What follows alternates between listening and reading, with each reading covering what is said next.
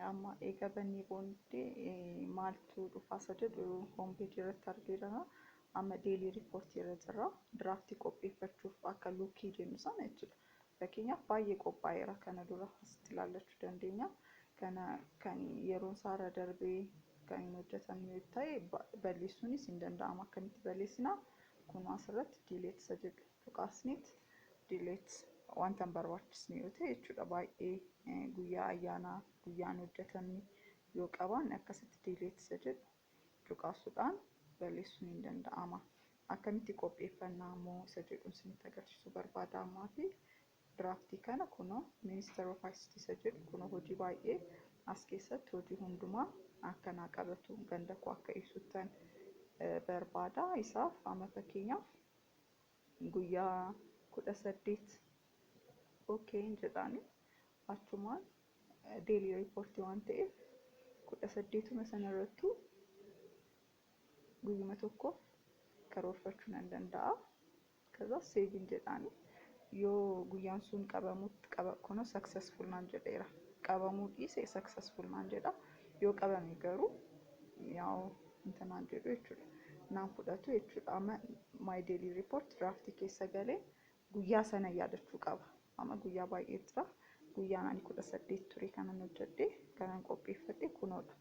Amma qopheessuun koo hojjechuu jechuu miti. Kana beekuu qabna. Wanti biraa immoo amma minister of agriculture odoon hojii xixiqqaa natti agarsiisu. Hin karoorfamne jechuudha. Kanaafuu karoorri koo hojii xixiqqoo irratti xiyyeeffachuu waan qabuuf kunoo hojii qonnaa lafa aramame manaan jedhee kunoo wanta baay'ee jira. Lafa hektaaraan kan ibsu naannoo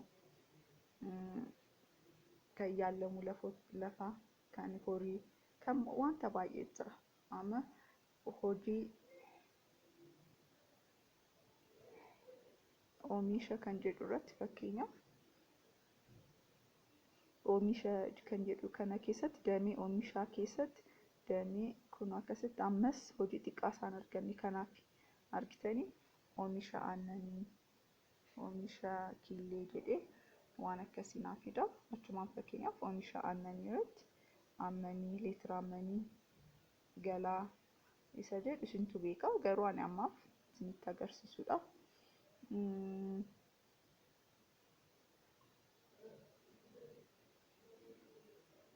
karsariin koo akka naa barreessitu ani kompiitara irratti malee isa kana irratti badaa muuxannoon qabu. Isaaf dhibba odoo ta'e jechuudha. Leetira guyyaatti dhibba baay'een oomisha yoo ta'e fakkeenyaaf ta'uu dhiisuu danda'a. Garuu fakkeenya next yookaan jedhamu sanyii naannoo irraa immoo meeqa argama isa jedhamu sanyii naannoo irraa immoo kunoo 10 yoo ta'e next gaala irraa gaalli aanaa keenya akka qabatamaatti hin jedhu re'ee kan badaa miti. Bakka kanuma afur jedhe kun iddoo kan baay'ina asitti kan riipoortii koo asitti natti agarsiisa. Baay'ee fooyyeedha. Waraqaa gaggaragashaa oolurraa waan miidharraa nu baraara hojii keenya salphisnee akka hojjennu nu gargaara. Kana agarsiisa.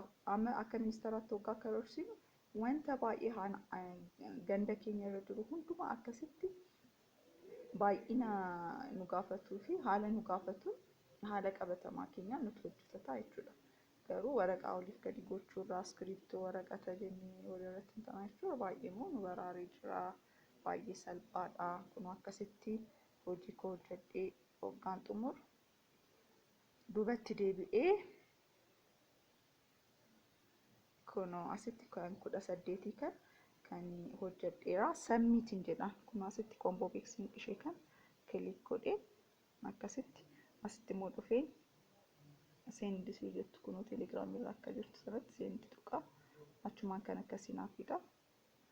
Upload data yes za okay jedhaanii server irratti save godhachaa jira. Na biraa deemee iddoo waajirri koo qaamni ilaallatu sun akka naa ilaalutti achirra kaawwachaa jira jechuudha. Amma ani gandarra taa'ee kanan hojjedhu kun anaa fi waajira koo gidduu deemee taa'eera jechuudha.